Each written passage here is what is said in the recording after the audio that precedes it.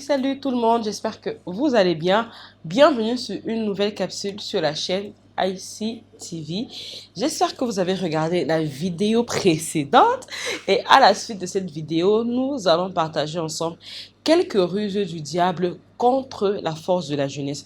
Parce qu'on a dit la dernière fois, le Seigneur a déposé en nous les jeunes la force nécessaire pour pouvoir vaincre le malin, et le diable le sait, il essaiera de l'étouffer. Alors regardons ensemble comment est-ce qu'il le fait.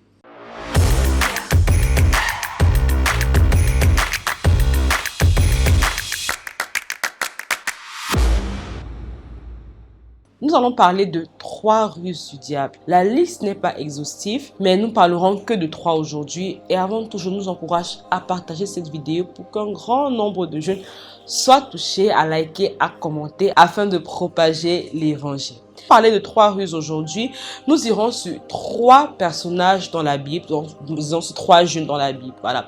Donc le premier personnage, nous parlerons de Joseph. Joseph dont on parle dans la Bible à partir de Genèse au verset 37. Joseph, c'est un jeune que le Seigneur a appelé très tôt. C'est un jeune comme toi, un jeune comme moi, avec certainement l'envie de vivre, l'envie d'accomplir de grandes choses, bref, de profiter au max, de profiter à fond de sa jeunesse. Et Joseph, malheureusement, qui était vendu par ses frères, mais après, il s'est retrouvé face à une situation. Joseph est chez la femme de Potiphar. Personne ne le voit. Potiphar ne le voit pas. Les hommes ne le voient pas.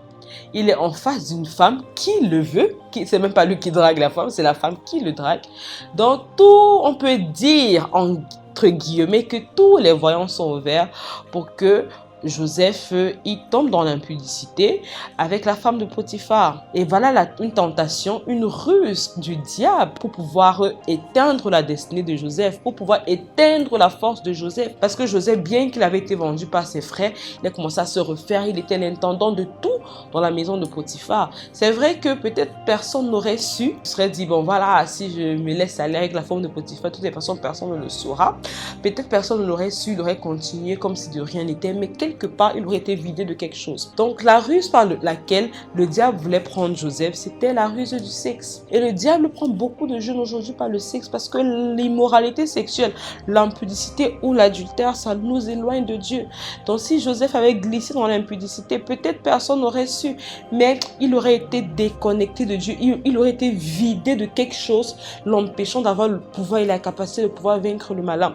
Donc, l'une des premières ruses du diable, c'est ne pense pas que, je pense, on en a déjà, tu peux regarder les vidéos, on a parlé de l'impudicité. Ne pense pas que le sexe c'est quelque chose de naturel, que c'est quelque chose de banal qu'il faut banaliser. Non, moi j'entends des personnes, des hommes qui se vendent tellement, qui se glorifient tellement d'avoir un grand tableau de bord des femmes avec qui ils ont eu des rapports sexuels. Mais est-ce que vous savez que plus il y a un rapport sexuel consommé hors mariage, plus le diable est en train de te vider, plus le diable est en train de te vider, jusqu'à ce qu'il te dépouillera totalement de ta force et il saura que tu n'auras plus en toi aucune capacité pour pouvoir le vaincre. La deuxième ruse du diable. Là, nous irons dans le livre de Juges à partir du chapitre 13 où nous parlons d'un homme qui s'appelle Samson. Samson, cet homme qui est consacré à Dieu depuis le ventre de sa mère.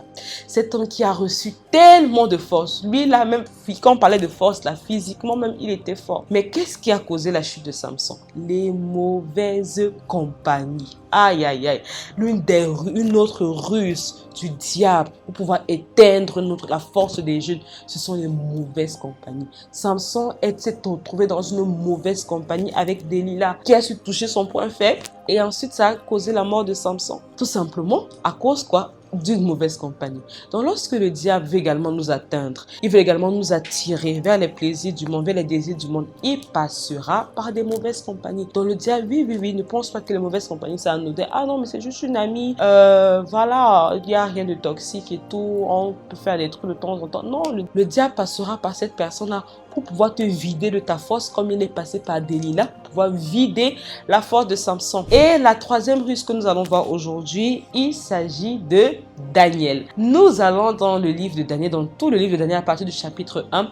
Nous voyons Daniel qui a subi ce que plusieurs jeunes subissent aujourd'hui, la pression sociale, la pression de que dira-t-on, la pression de qu'est-ce que les gens penseront. Daniel avec ses amis se sont retrouvés dans une situation où tout le monde mangeait, buvait, les mecs qui se trouvaient à la table du roi, mais sont des mecs qui souillaient l'homme. Et la Bible nous dit dans Daniel 1 verset 8, Daniel résolut de ne pas se souiller par les mets du roi. Mais Daniel, il n'était pas le seul jeune. Daniel et ses amis n'étaient pas les seuls jeunes qui avaient été déportés de Babylone. Il y avait plein d'autres jeunes comme eux. Parce que le critère pour avoir déporté ces hommes et femmes de Babylone, il fallait être des hommes beaux de figure et des hommes et femmes très intelligents. Donc, il n'y a pas que Daniel et ses amis qui étaient intelligents. Il y avait d'autres personnes également qui étaient intelligents. Mais certainement, les autres personnes disent, ah mais tous, pourquoi tu ne manges pas aussi? Mais bois ce vin, il est bon à boire, c'est un vin de qualité. Mais mange cette viande de porc, elle est vraiment délicieuse. Si on met dans ce contexte, mais vas-y, mais un sugar daddy, mais c'est ce que tout le monde fait de toutes les façons.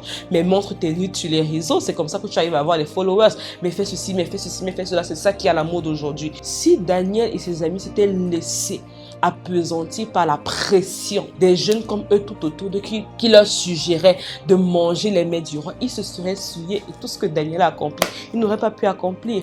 Dans l'une des ruses du diable également, pour pouvoir éteindre ta foi, c'est de te mettre une certaine pression. Les réseaux sociaux te mettent la pression, les parents même souvent te mettent la pression.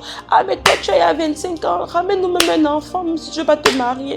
Et Daniel, il a vraiment su ne pas laisser la pression prendre le dessus sur lui. Donc, nous avons parlé de 3 ruses et comme je l'ai dit, la liste n'est pas exhaustive. Mais sache que lorsque le diable veut t'atteindre, il passera par le sexe.